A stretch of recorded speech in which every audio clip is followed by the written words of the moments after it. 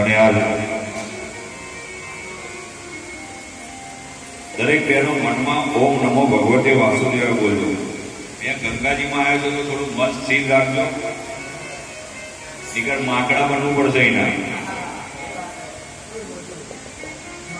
ગુલાબી માકડા. બિચારા પૂર્વ જન્મમાં કંઈક કોઈ એનું ધ્યાન નહીં રહ્યું હોય એટલે માકડા બનવું પડે. તો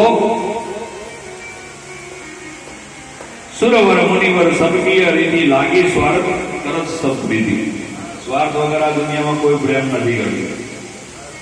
લગ્ન કરાવવાના તો કન્યાને કહેવું પડે કે અમે લાડીને કહેવું પડે કે ગાડી લાવીશું, ટીવી લાવીશું, એસી લાવીશું, ફ્રીજ લાવીશું, સોફા સેટ લાવીશું, બધું લાવીશું, પણ અમે ખુદ સેટ થઈશું.